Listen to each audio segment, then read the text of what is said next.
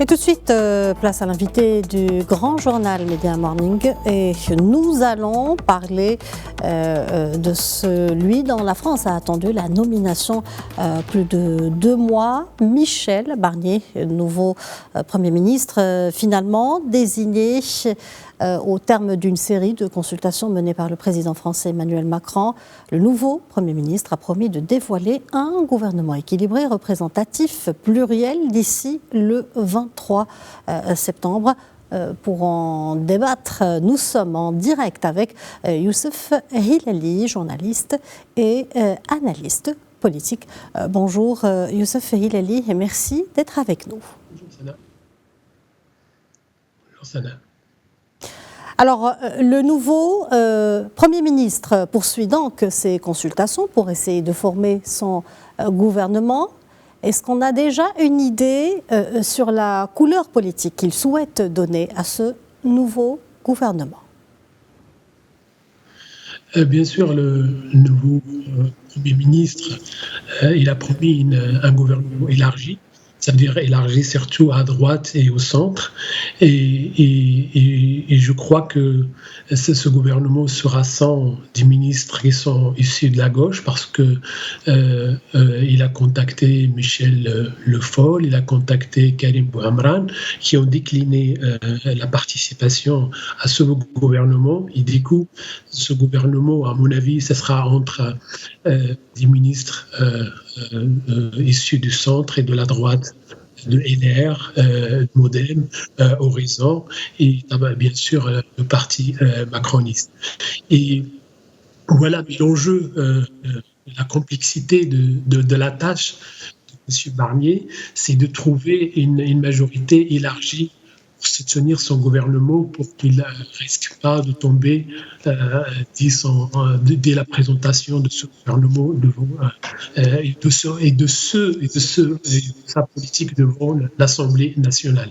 Parce qu'on sait que la complexité de la tâche de M. Michel Barnier, elle est de la nature de cet exercice politique. Il y a une légitimité faible parce que M. Barnier, il est issu de LR, c'est un parti qui avait 47 sièges et il est le 5e dans les dernières législatives. Et le deuxième problème ou la difficulté, et il n'a pas de programme politique. Ça veut dire qu'il va être soutenu sur quoi ? On a vu que M. Barnier, il a fait des déclarations à droite, à gauche. Il a dit qu'il va restaurer le ministère de l'immigration. Ça, c'est pour avoir le soutien de Rassemblement national. Et il a dit qu'il y aura de la rigueur dans les dépenses publiques. Cela ici pour plaire au LR et aussi au clan macroniste. Et du coup, on voit que M.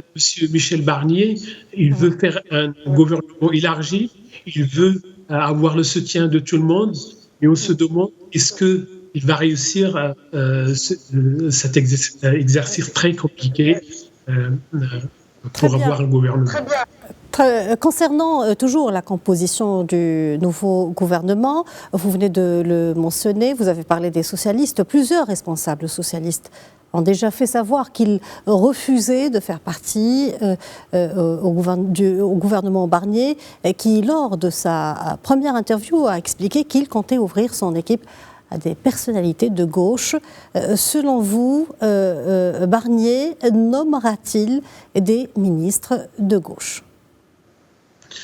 Je ne crois pas, parce qu'on a vu par exemple les déclarations de François Hollande hier sur cette participation, et c'est dû aussi à l'absence d'un programme. Et les partis de gauche, le Front populaire, le nouveau Front populaire, ils ont tous les chefs des partis, ils ont dit qu'ils ne participeraient pas à ce gouvernement parce que pour eux c'est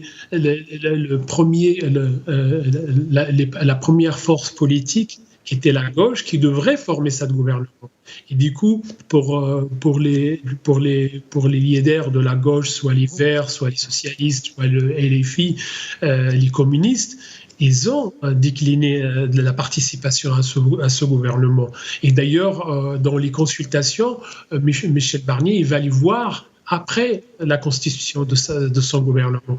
Ce qui veut dire qu'il n'y aura aucune personnalité de la gauche, parce que normalement, la participation d'une personnalité de la gauche, ça consiste à emmener du voix à l'Assemblée nationale pour qu'il y ait un soutien de ce gouvernement.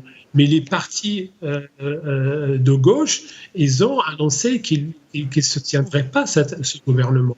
Et en plus, je ne crois pas que M. Barnier il peut avoir et le soutien de RN, le Rassemblement national, et de la gauche et du centre. Il devrait faire un choix. Il ne peut pas avoir tout le monde. Tout le monde ne peut pas soutenir ce gouvernement. Très bien. Face à l'opposition, Michel Barnier peut-il éviter d'avoir une durée de vie limitée à Matignon? Je n'ai pas bien entendu, pardon. Je disais, face à l'opposition, Michel Barnier peut-il éviter d'avoir une durée de vie limitée à Matignon? C'est ça l'exercice. D'ailleurs,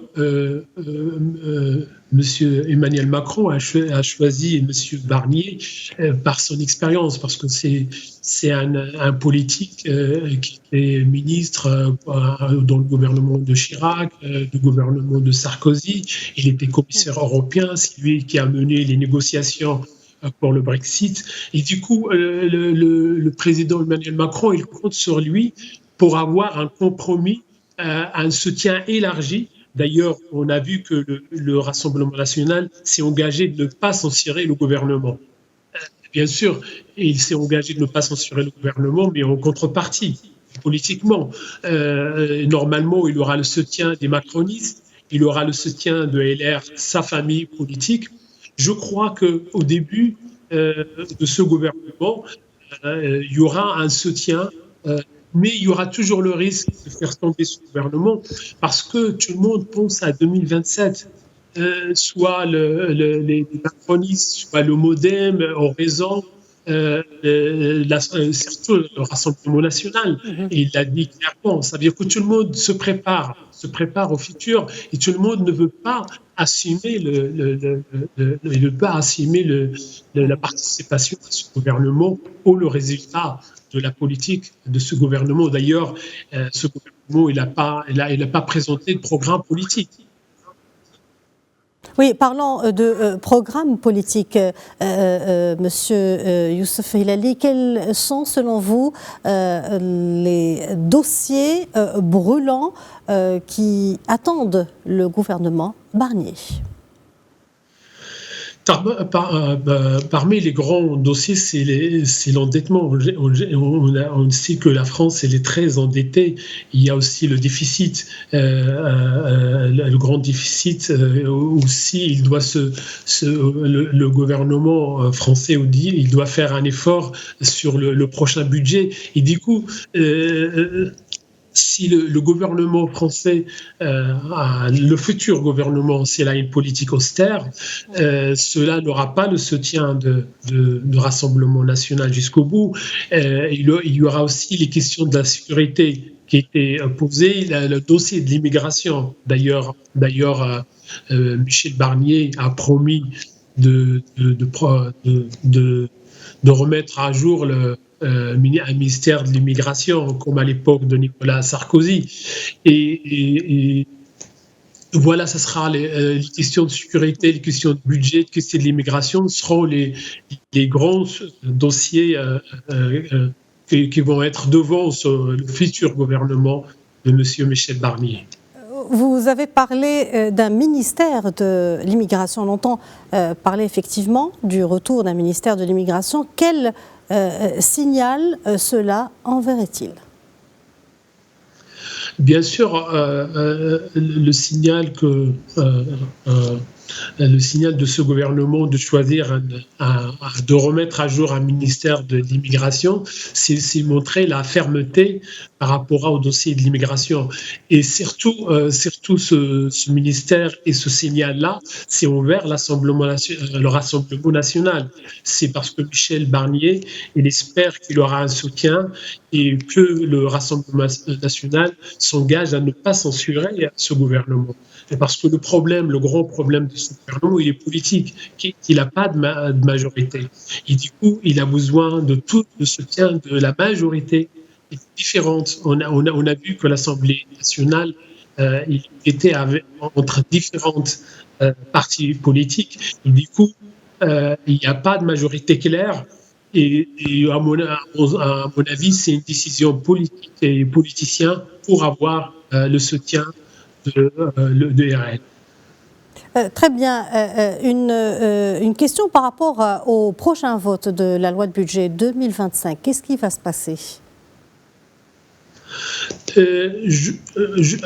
mon sens, si le gouvernement il n'est pas censuré par le Rassemblement national, il a le soutien des macronistes et de la droite et du centre, je crois qu'ils auront les deux, parce que c'est question d'avoir un soutien de 289 députés. Je crois que s'il y a le soutien du Rassemblement national, le budget 2025 sera voté. Et je crois que ce ne sera pas un exercice facile parce que, d'ailleurs, c'est pour cela que ces négociations sont très lentes et il doit satisfaire les demandes des uns et des autres et de différentes partis politiques. Youssef Hilali, je vous remercie pour cet éclairage. Merci d'avoir répondu à nos questions. Et je rappelle que vous êtes journaliste et analyste politique.